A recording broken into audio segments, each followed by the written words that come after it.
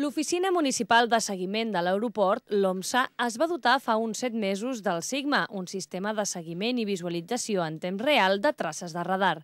El Sigma permet l'Ajuntament tenir dades pròpies de les trajectòries d'enlairament i aterratge dels avions que operen a l'Aeroport del Prat i mesurar el seu impacte acústic sobre la població.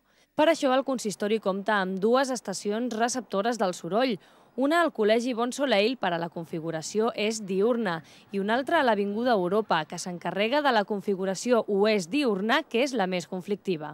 D'altra banda, tenim una estació receptora de traces radar instal·lada aquí, a l'Ajuntament, que el que fa és detecta la posició exacta dels avions en tot moment.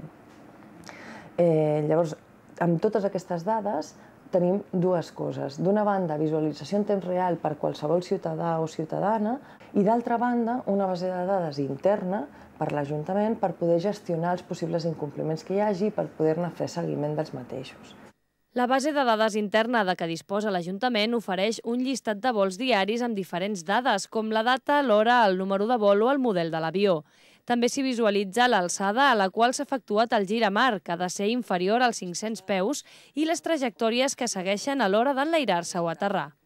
Doncs el que tenim aquí és la traça blava, que seria el que ha efectuat aquest avió concret, i la vermella, que veieu aquí, que pràcticament es sobreposa perquè no hi ha hagut cap tipus d'incompliment en aquest cas, la vermella és la trajectòria nominal establerta a la legislació actual, amb el gir a mar. D'altra banda, podem veure, per exemple, un exemple d'un cas en què no ha seguit tan perfectament la traça nominal, doncs aquesta desviació ha generat un impacte acústic sobre el receptor de l'Avinguda Europa 1 que queda reflectit en aquest gràfic.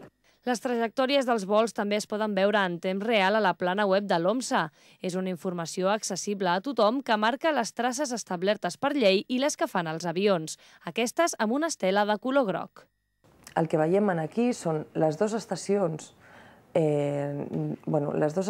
de soroll, amb un refresc cada 2 segons de l'impacte acústic que s'està captant en aquell moment. També tenim la informació del vol si cliquem damunt d'ella.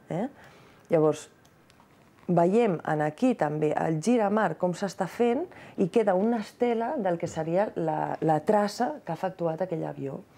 Quan es detecta un avió que s'ha desviat molt de la trajectòria establerta, l'OMSA tramita la informació a l'aeroport. Allà els experts avaluen els motius d'aquest incompliment i determinen si són justificats. En el cas que no ho siguin, el cas passa a l'Agència Estatal de Seguretat Aèria, que obrirà un expedient.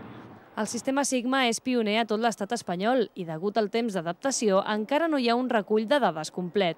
Tot i això, sí que se sap que la majoria d'incompliments tramitats han estat per no fer a temps el gir a mar. L'alçada d'aquest gir i les trajectòries dels vols són les variants que més impacten sobre la població de Gavà.